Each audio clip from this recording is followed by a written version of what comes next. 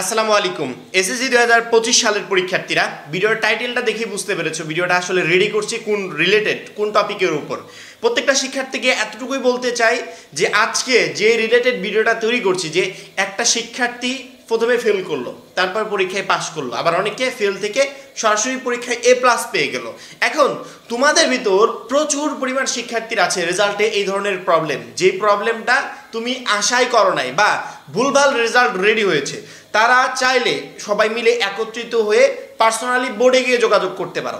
তাহলে বোর্ড অবশ্যই এই বিষয়টা বিবেচনা করবে, কারণ কি বোর্ড যদি বিবেচনা নাই করতো তাহলে এই 48 পরীক্ষার্থী ফেল থেকে কখনো পাস করতে পারতো না, তাও আবার বোর্ড চ্যালেঞ্জ রেজাল্টের আগে। আর হ্যাঁ, যারা এখনো আমাদের টার্গেট এইচএসসি 27 কোর্সে ভর্তি অনেক খুবই দ্রুত করো, কারণ কি একটা মাত্র কোর্সই আজকের পর থেকে তোমাদের পরবর্তী এইচএসসি জার্নি একেবারে সহজ করে দিবে। এই কোর্সে তুমি বোর্ড চ্যালেঞ্জ বিষয়ক A to Z গাইডলাইন পাবে, কলেজ ভর্তি বিষয়ক A to Z গাইডলাইন পাবে, যেগুলো তোমাকে পছন্দের কলেজ পেতে সহযোগিতা করবে, কলেজে উপবৃত্তি ভর্তি সহায়তা বিষয়ক A to Z গাইডলাইন পাবে, যেগুলো তোমাকে উপবৃত্তি এবং ভর্তি সহায়তা পেতে সহযোগিতা করবে। এবং মেইন আকর্ষণ হচ্ছে এইচএসসি পর্যায়ের সকল গাইডলাইন প্লাস সাজেশন এই একটা মাত্র কোর্সেই পাবে। এইচএসসি পর্যায়ে প্রতি বছর লক্ষ লক্ষ শিক্ষার্থী ফেল করে, আমরা চাচ্ছি সেই ফেলের হারটা একেবারে নিম্ন পর্যায়ে নেমে আসুক, এবং এই কোর্সটি তোমার কলেজ ভর্তি এবং এইচএসসি পর্যায়টা আজকের পর থেকে একেবারে সহজ করে দিবে ইনশাআল্লাহ। উপরে আমাদের যে নাম্বারটা দেওয়া আছে এই নাম্বারে 100 টাকা সেন্ড মানি করে এই নাম্বারে হোয়াটসঅ্যাপে আমাকে জানাবে সেন্ড মানি করেছি, সাথে সাথে তোমাকে গ্রুপে যুক্ত করে নিব এবং তখন থেকেই তোমার প্রস্তুতি শুরু হয়ে যাবে। আমার মনে হয় প্রত্যেকটা শিক্ষার্থীরই এই বিষয়গুলো দেখা উচিত যে আমার রেজাল্টটা যে এরকম হয়েছে সেটা আমার নিজের ভুলে নাকি শিক্ষকের ভুলে নাকি বোর্ডের ভুলে।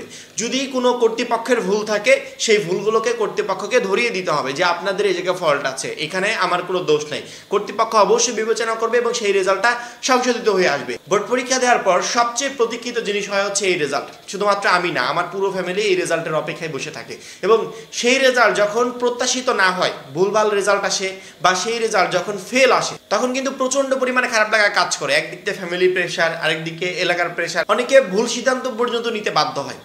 এই জায়গা থেকে যখন আবার ফেল থেকে আমি পাস করি, ভালো লাগাটাও সেই পর্যায়ে থাকে। এরকমই একটা ঘটনা ঘটেছে। ঘটনাটা হচ্ছে এই মুহূর্তে দ্য ডেইলি ক্যাম্পাসের নিউজটা দেখতে পাচ্ছ, স্ক্রিনে দেখা যাচ্ছে। কেন্দ্রের ভুলে 48 এসএসসি পরীক্ষার্থী ফেল, সংশোধনের পর অনেকে পেল GPA 5। কেন্দ্রের ভুলেই ফেলটা আসছিল। আমি প্রথমেই বলেছি যে কর্তৃপক্ষের যদি কোনো জায়গায় ভুল থাকে, সেই ভুলের কারণে যদি রেজাল্ট খারাপ আসে, এই বছরে 6 লাখ শিক্ষার্থী কোনোদিনও ফেল যেত না। কর্তৃপক্ষের অনেক ভুল আছে, এই ভুলের কারণে এত শিক্ষার্থী রেজাল্ট ফেল আসছে। সেক্ষেত্রে কর্তৃপক্ষ যদি এখানে আরেকটু সচেতন হতো, আমার মনে হয় না যে এত শিক্ষার্থী কখনো ফেল যেত। যশোরের ফুলেরহাট মাধ্যমিক বিদ্যালয় কেন্দ্রে এসএসসি পরীক্ষায় অংশ নিয়েছিল সদর উপজেলার ভাতুরিয়া হাই স্কুল ও কলেজে 329 জন শিক্ষার্থী। এর মধ্যে বিজ্ঞান বিভাগের 48 শিক্ষার্থীর সবাই অকৃতকার্য হয়। কেন্দ্র থেকে ব্যবহারিক পরীক্ষার নম্বর না পাঠানোয় তাদের এমন ফলাফল আসে। গত বৃহস্পতিবার 10 জুলাই ফল প্রকাশের 3 দিন পর আজ রবিবার 13 জুলাই সংশোধিত ফলে GPA 5 পেয়েছেন অনেকে। এই বিষয়ে যশোর শিক্ষা বোর্ডের পরীক্ষা নিয়ন্ত্রক অধ্যাপক doctor Abdul Matin the daily ক্যাম্পাসকে বলে, কেন্দ্র থেকে রসায়ন বিষয়ের ব্যবহারিক পরীক্ষার নম্বর পাঠানো হয়নি, এসব অনলাইনে করা হয়। ফলে কেন্দ্র থেকে পাঠানো হয়েছে কিনা নাকি হয়নি তা নিয়ে মতানৈক্য দেখা দেয় কেন্দ্র সংশ্লিষ্টদের। এদিকে ফল তৈরির জন্য অপেক্ষা না করায় 48 শিক্ষার্থীর ফলাফল অসম্পূর্ণ ছিল, যে কারণে রসায়ন বিষয়ে সবার অকৃতকার্য ফল আসে। সংশোধিত ফলে সবগুলো কৃতকার্য এসেছে বলে তিনি জানিয়েছেন। জানা গেছে কেন্দ্র থেকে এবার 6টি বিদ্যালয়ে 329 শিক্ষার্থী এসএসসি পরীক্ষায় অংশ নেন। এর মধ্যে বিজ্ঞান বিভাগের পরীক্ষার্থী ছিল 48 জন, তাদের সবাই অকৃতকার্য হয়। ফল বিশ্লেষণ করে সংশ্লিষ্ট বিদ্যালয়ের শিক্ষকেরা দেখেন রসায়ন বিষয়ে সবাই অকৃতকার্য হয়েছে। এরপর সব স্কুল থেকে কেন্দ্র সচিবদের কাছে জানতে চাইলে কেন্দ্র সচিব মোহাম্মদ খানজাহান আলী ফল সংশোধনের জন্য যশোর শিক্ষা বোর্ডের পরীক্ষা নিয়ন্ত্রকের কাছে চিঠি দেন। এই বিষয়টা আমার মনে হয় প্রত্যেকটা শিক্ষার্থীরই একটু বোঝা উচিত, কারণ কি যার রেজাল্ট খারাপ হয়েছে একমাত্র সেই বোঝে যে সে কতটা খারাপ পরিস্থিতির ভিতর দিয়ে যাচ্ছে। যাদের রেজাল্ট খারাপ হয়েছে দোষটা তোমার না, দোষ কর্তৃপক্ষের। সেক্ষেত্রে শিক্ষা রিলেটেড যে কোনো অফিসারের সাথে তুমি পার্সোনালি যুক্ত হতে পারো, তবে একা নয়। এরকম আরও কিছু শিক্ষার্থীকে সংগ্রহ করে সবাই মিলে একসাথে যাবে, হয় শিক্ষা বোর্ডে, যদি সম্ভব হয় শিক্ষা বোর্ডে যাবে। আমাদের জেলা পর্যায়ে যে শিক্ষা অফিসাররা আছে তাদের সাথে যোগাযোগ করবে, যে কোনোভাবে তাদের সাথে অবশ্যই যোগাযোগ করবে এবং তাদেরকে জানাবে যে এই ভুলগুলো আসলে আমাদের না, এই ভুলগুলো কর্তৃপক্ষের।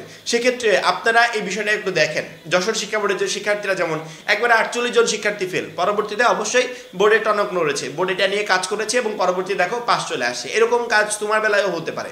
অবশ্যই আমি প্রত্যেকটা শিক্ষার্থীকে বলবো যে এই ধরনের প্রবলেম, যে রেজাল্টে আমার কোনো ভুল নাই, কর্তৃপক্ষের জন্য আমার রেজাল্ট খারাপ আসছে, সেক্ষেত্রে তুমি যোগাযোগ করতে পারো। এখন আমাকে অনেকে ফোন দিয়ে বলে ভাই আপনি যোগাযোগ করে দেন, আমার কাছে যোগাযোগের কোনো মাধ্যম নেই এবং আমি যোগাযোগ করতে পারবো না এই কারণে, কারণ আমি স্টুডেন্ট না। তোমাকে স্টুডেন্ট হয়ে যোগাযোগ করতে হবে, তুমি একা নও, তোমার মতো আরও অনেক স্টুডেন্ট হয়ে যোগাযোগ করতে হবে বোর্ডের কাছে। সরাসরি বোর্ডের সাথে যোগাযোগ করো, বোর্ডকে জানাও বা কোনো মাধ্যমে বোর্ডকে একটা চিঠি পাঠাও। আমরা তো আমার ভিডিওর মাধ্যমে মেসেজ পাঠাচ্ছি, তোমরা কোনো মাধ্যমে চিঠি পাঠাও যে আমাদের রেজাল্টও এরকম ভুল ছিল, এই ভুলগুলো আপনারা সংশোধন করে দেন। সেক্ষেত্রে বোর্ড অবশ্যই বিষয়টা বিবেচনা করবে। আশা করি বুঝতে পেরেছো। এখন এই পর্যন্তই, পরবর্তী ভিডিওর জন্য চ্যানেলটা সাবস্ক্রাইব করে রাখবে। যারা এখনো আমাদের কলেজ ভর্তি গাইডলাইন ও টার্গেট এইচএসসি 27 কোর্সে ভর্তি হবে, খুবই দ্রুত ভর্তি হয়ে যাবে, কারণ কি একটা মাত্র কোর্সই আজকের পর থেকে একবারে এইচএসসি 27 পরীক্ষা পর্যন্ত তোমার পুরো জার্নিটা ধাপে ধাপে একেবারে সহজ করে দিবে। সবাই ভালো থাকবে, সুস্থ থাকবে, আল্লাহ হাফেজ।